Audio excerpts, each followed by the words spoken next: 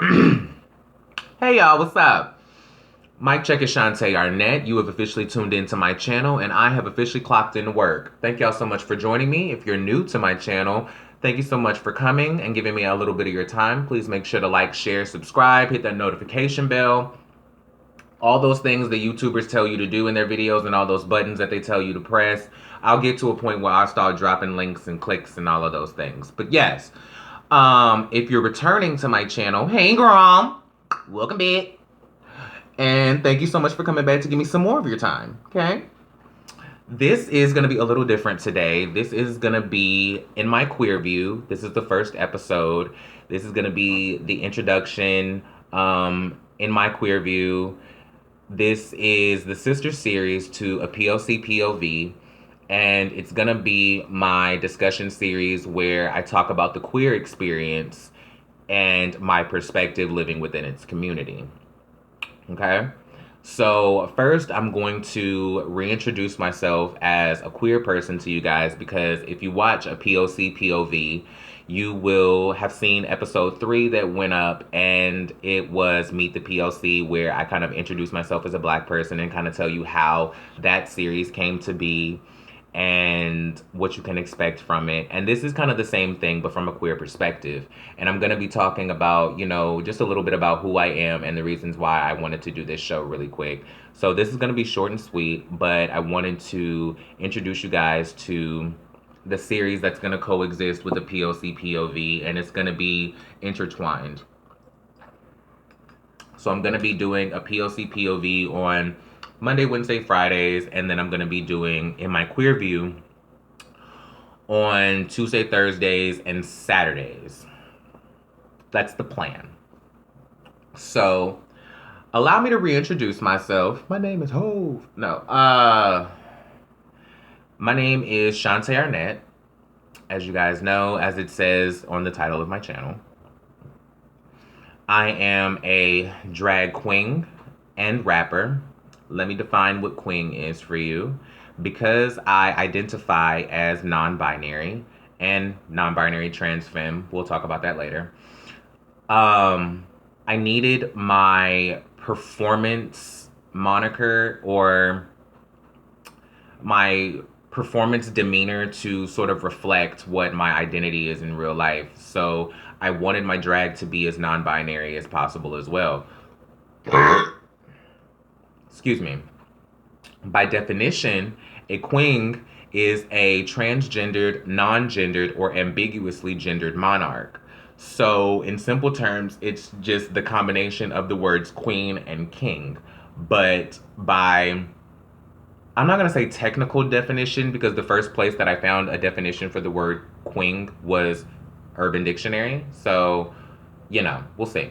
But it fit perfectly with what I wanted to align myself with as a non-binary person because I see a lot of people who respell the word queen with a Kween, and I like that.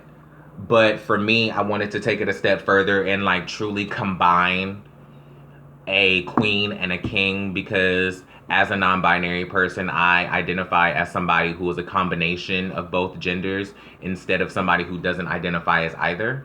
So I wanted to balance and combine masculinity and femininity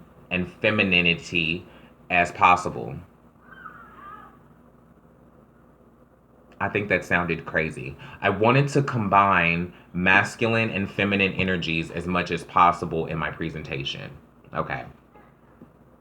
I feel like I'm going to go back and watch that and that sounds completely loopy. I'm going to be like, but moving on. That's what a drag queen is. A transgendered, non-gendered, or ambiguously gendered monarch. And in this case, drag. I am the father of the House of Menthol, which is my drag house, with my Haas wife, Luna Rosa. We have 2 kids, a godmother, and a puppy. And outside of the House of Menthol, I am also the mother to a queer son and a queer grandbaby who have been a part of my life for over 10 years now. And so, yeah, I'm out here popping babies and laying it low and spreading it wide and, you know, all those other things. Figuratively. But, yeah. So I'm the father of the House of Menthol, but I'm also a mother to the House of Arnett. All of my babies I'll talk about and mention in due time. Um, right now, I just kind of want to get to the nitty gritty of why I'm doing this series because I wanted to do something really short and sweet just to come to you guys and introduce what In My Queerview will be and what you will expect. So, the reason why I'm doing this show is because I wanted to talk about the queer experience as a parallel to the black experience because, in my experience and my journey as someone who is obviously black and probably obviously queer, maybe, my 5 o'clock browdo. Um, as someone who exists in the black and queer community, I have grown to realize that the experiences of both communities are quite similar. And the experiences that both communities have with America and the greater world are quite similar. And so I wanted to talk about that because I didn't feel like it was fair as someone who is black and queer to just do a series about the black experience and not talk about the queer experience when I say that they're so much alike all the time. And one thing that I have come to really recognize is that the taste of racism and the taste of homophobia is not that different.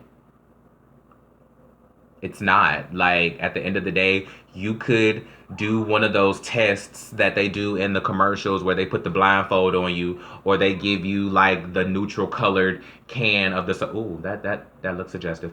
Of the neutral colored can, and you try to guess which soda, you know, you're drinking, or you know, whatever the case may be, or you try to guess the product. If you put if you could physically put racism on a cracker and put homophobia on a cracker, I didn't realize what I just did with the wording there. Oh, that's it. Oh, I didn't mean to do that, but I'm gonna leave it in.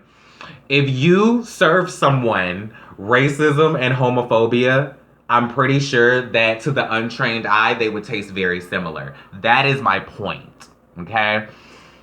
So I wanted to talk about the experiences that come along with being a queer person and being a black person, both good and bad, but the way that each community is treated by the greater country and the greater world is very similar and it's also very negative. And so I feel like with the division that oftentimes comes between the black community and the queer community, I feel like it was time that we as separate entities take a step back, look at these series, and realize that we're not as different as we think, and that strength really is in numbers, and that we need to come together and unify to unite the country.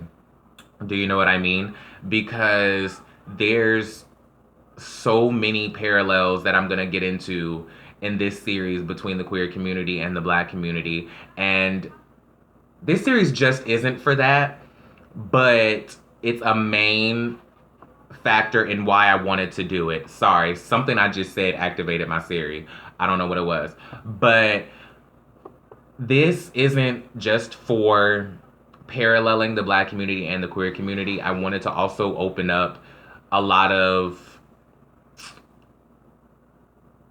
I don't want to say closets and skeletons, but I wanted to open up a lot of questions that I've gotten as a queer person that people ask me on a regular basis and have asked me throughout the course of my life, and the questions have only gotten stranger.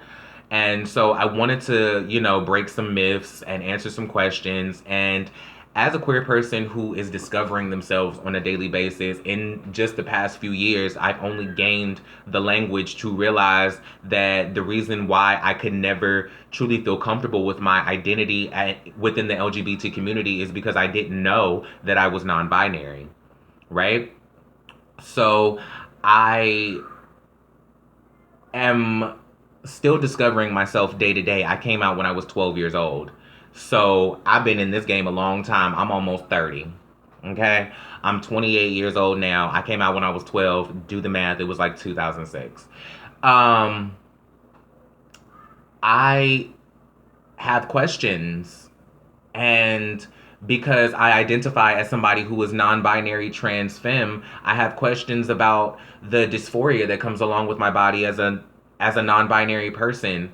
And I don't see a lot of people speaking about the non-binary experience from my perspective. I don't see a lot of people who were born male at birth and who want to transition into a androgynous non-binary existence speaking on the journey. And so I felt it prudent that I get my ass down to the job, clock in, and do it for y'all. So, um, yeah, I want to really open up the box and really talk about the experiences that I've had and learned from up until this point, the experiences that I'm going through now, the experiences that I see going on all around me, the experiences that we as a community are going through with different communities as well as the country and the world. And I want to, teach some people who ask questions some things. I want to learn some things from other people, and I want to really start a conversation. So I want you guys to open up to me as I open up to you. As I always say, tune in while I clock in, and we're going to do this work together. Okay? So, as I always say, if you have questions, comments, concerns, suggestions, that is what my comment section and my inbox is for. Reach out to me. Y'all know where to find me in the comments on YouTube. Look me up on social media. I am at Shantae Arnett on all social media platforms. You can look how to spell it right here below. But I'll say it just for the sake of saying it. It's at SHAWNTAEARNETTE, no space, all one word, at Shantae Arnett on every social media platform. I'm on Facebook, Instagram, Twitter, Snapchat, TikTok, Shantae Arnett. I'm the only one on earth. So if you look up Shantae Arnett, I'm the only one that you're going to find. So yeah, we're going to talk about everything from being gay in the church. We're going to talk about how the Black community and the queer community's experiences overlap. We're going to talk about what the difference is between non-binary and non-conforming. We're going to talk about what it means to medically transition as a non-binary person. We're going to talk about queer people in hip-hop because, as you know, and as I've said, I am a rapper. You can check out my TaeMates that I released earlier this year as one-take videos on my YouTube channel as well. It's in a playlist called #TaeMates. Look forward to my album coming soon. I am reformatting the way that I'm getting it recorded because we ran into some issues on the production side, but we shall never fret. I'm going to sit here and talk to y'all through my pain until I get the music done. So hopefully y'all will support me and y'all will love me through it, and y'all will listen to me bitch, moan, complain, and educate y'all through the masses, and through the paces to the masses. And we're gonna get to this work, we're gonna get to this music, we're gonna get to everything that we need to get to together, and I appreciate y'all joining me. So reach out to me if you have any things that you want me to talk about as a queer person, if you have any subjects that you want me to talk about as a queer person, if you have any questions you want me to answer. If I get enough questions, I may just do like a question video where I just read questions and answer them here. If you have questions as a non-queer person for queer people that you want me to answer, send them, because this forum and this channel is not just for black people and queer people and exclusively black queer people. This channel is for everybody to learn and educate each other together. This channel is about eliminating cultural ignorance, and it's so that we can get the information out there so that nobody can go around saying they don't know. Or if they do say they don't know, there's a resource for you to find it in a way that's non-judgmental, that's non-harsh. Those two things are both lies if you saw the first episode of A POC POV. Okay. This is a forum for us to learn together. Sometimes it's going to be harsh and sometimes it's going to be hard because that's just the way life is, right? We just got to deal with that. But at the end of the day, it is what it is. This is in My Queerview. Make sure you tune into A POC POV. I'm going to try to make a POC POV happen on Monday, Wednesday, Friday. And I'm going to try to make In My Queerview happen on Tuesday, Thursday, Saturday. So please get at me with all of your questions, suggestions, comments. If you have concerns, I'll address those too. I mean, if you're my friend on Facebook, you know I'm not scared of a debate. So, thank you so much for watching. Once again, make sure you like, share, subscribe, hit that notification bell so you can get notified every time that we drop content on this channel. Yes, I'm doing it like the YouTubers doing stuff. You know, I'm dropping all that knowledge and stuff, telling y'all where to go, what to do, and what to click. Share it to your friends and your mamas and them. See, that's what I'm trying to do with my channel. I want to make sure that I'm putting out videos that you can share to your mama and your nephews and your nieces. You know, I want to cross the board so that we can educate everybody, from the young to the old and everything in between. From the men to the women and everything in between. From the ladies and the gentlemen to the ladies and the thems and the gentle thems. Some of y'all ain't gentle. I'm not gentle. But whatever.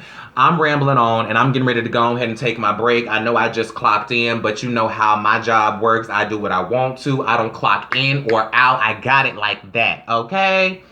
Waiting to exhale reference. Y'all clock that. Hit me in my inbox. Hit me in my comments. Once again, Shantae Arnett. Thank y'all so much for watching. I'll holler at y'all when I get back to work. Bye.